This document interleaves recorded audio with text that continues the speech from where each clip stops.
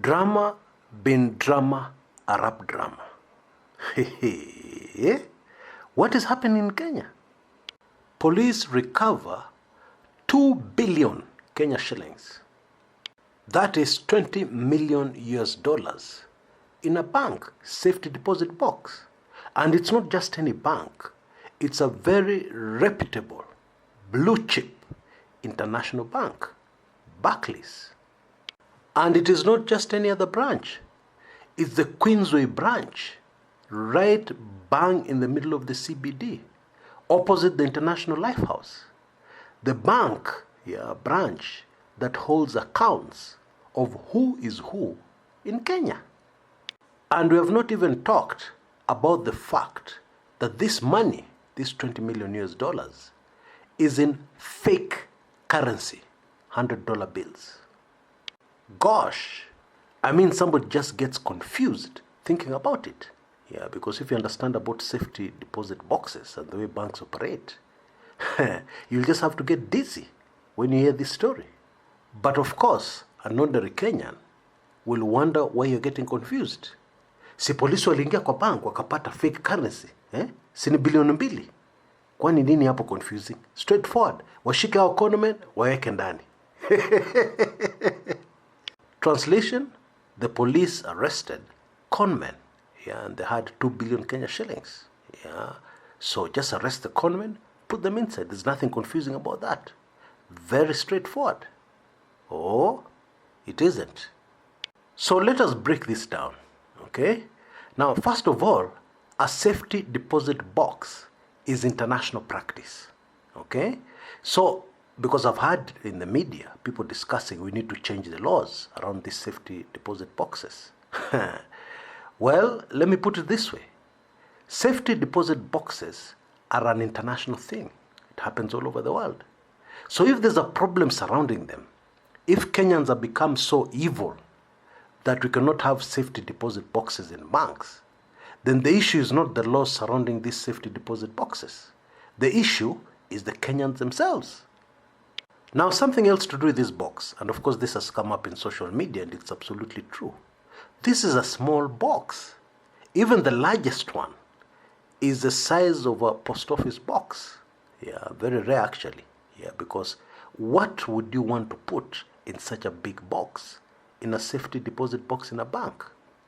Hii si box ya kuweka mbuzi ya Christmas. Yes, this is a small box, to put vital, valuable documents and perhaps jewelry.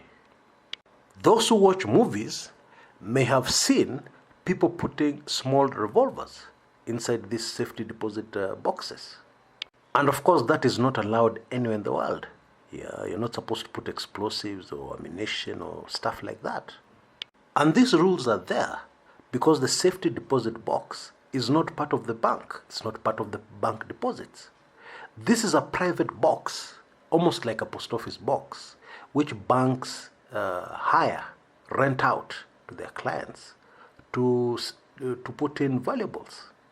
You may fear that the risk of a fire at your residence is very high, or even theft, and therefore use these safety deposit boxes to deposit your title deeds, for instance. And the whole idea is that you're protected, because even the bank employee is not allowed, strictly not allowed, to see what you've put inside there. That's the whole privacy thing surrounding these boxes, of which the largest in the world is supposed to measure 10 inches by 10 inches and then 2 feet deep. Nothing more than that. And therefore, the first big question mark over this story is how did 20 million US dollars fit in a safety deposit box in a bank? How? It can't happen. It is not possible. It is impossible. And then the other obvious question is how did this large amount of money get into the bank in the first place? And it's not being banked in the banking halls. This is a safety deposit box. Too many questions and no answers. However, for the purposes of this video, what really attracted my attention is a political connection. Oh yes, it has been linked to the cabinet of the Republic of Kenya. And allegedly, There are two cabinet secretaries, current serving cabinet secretaries, linked to this find of fake currency. And we shall dig deeper into that in a minute. But maybe the biggest, largest, most obvious elephant in the room is a very simple question. Who is capable of having 20 million US dollars in fake currency? Who has got that capability? Because 20 million US dollars in genuine currency, that's not a big deal. Of course it's a big deal, but you get what I mean. It's possible that people would have that kind of money lying around somewhere. But it is highly unlikely. In fact, it is so serious and so mind-boggling that somebody would have a whole 20 million US dollars in fake currency. Where were they printed? How did they get into the bank? If they were printed outside Kenya, which is the most likely thing, how did they get into the country? And if they are printed within the country, where is this that they're printing the fake currencies? And even more telling, if indeed these fake currencies were in circulation, fake US dollars, $100 bills, which are fake, then how come nobody has heard of this scandal? I mean, would have had bureaus and banks complaining that there are a lot of $100 bills, fake bills circulating. Would have had complaints. Because 20 million US dollars is not chicken feed. So this story of pop, all of a sudden 20 million US dollars appear somewhere, fake currency, is very suspect.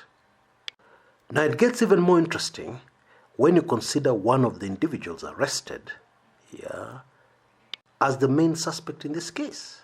And of course we'll look into that immediately after the upcoming commercial break. Don't go away, because I can assure you there are a few shocks in store for you.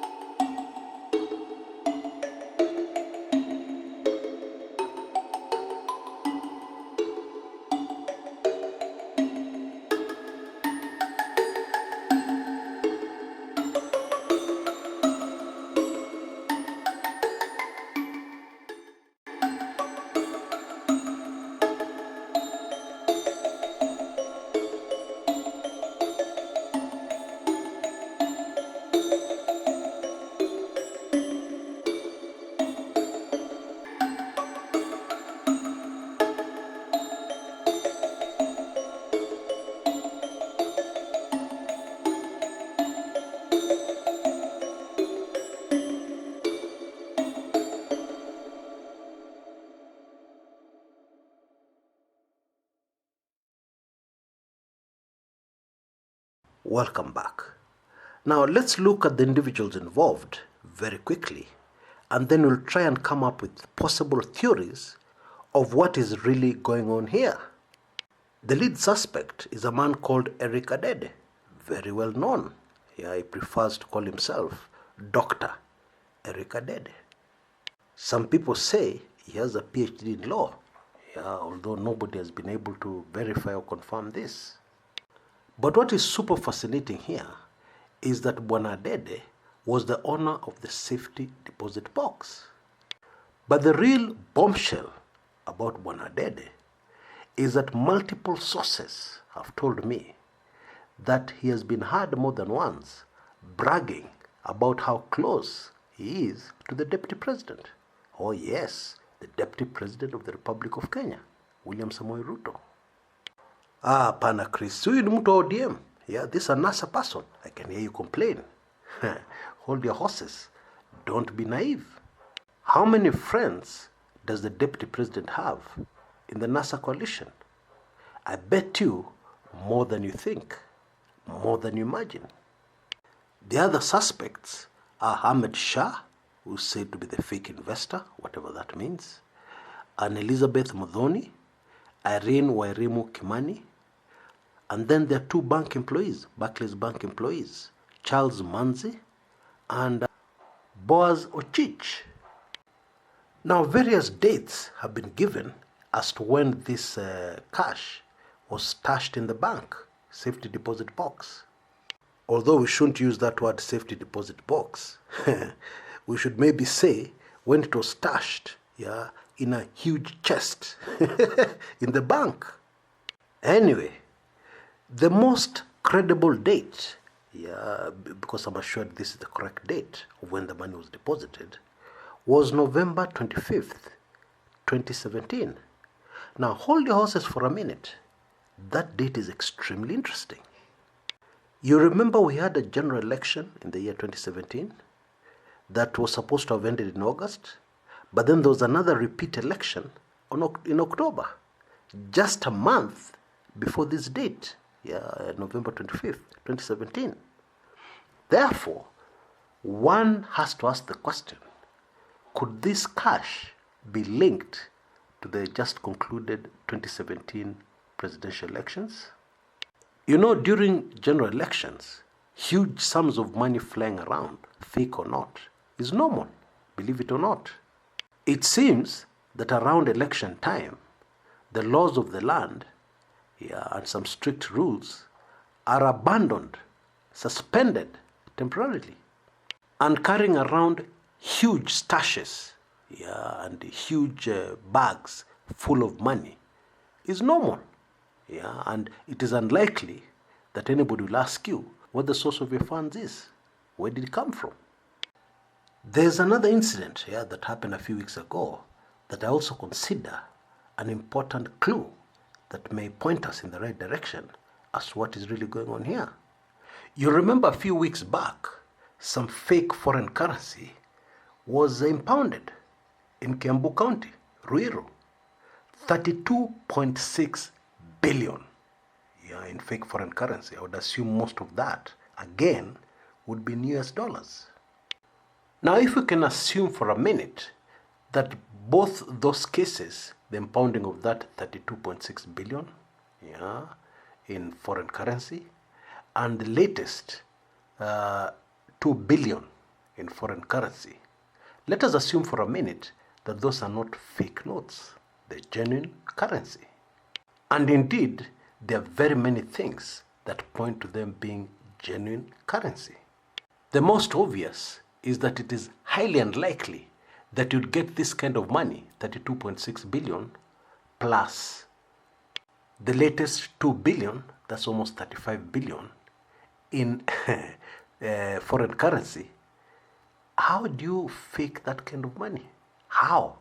How do you how do you churn out that kind of fake US dollar currency? And it remains completely undetected from the market. Because what is the intention in the first place of printing fake currency? It is to get it in circulation. And the assumption has to be the fact that this fake currency has been found means there's a lot more out there in circulation. Impossible to have that kind of fake currency undetected. Trust me.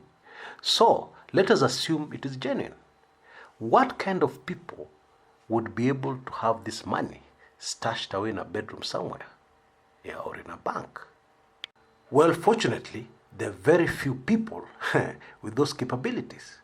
Even drug dealers, it's a long shot. So the top suspect on the list would be politics. Actually, politics and corruption, those two go together. You use your political power, to be able to get amass this kind of money in foreign currency. That is the only thing that makes sense. When you go in that direction, things start to make sense a little.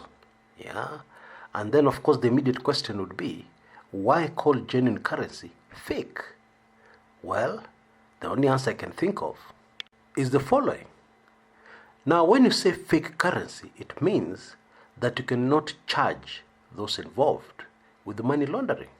Instead, the charge will be being in possession of fake currency, which is also a very serious criminal offense.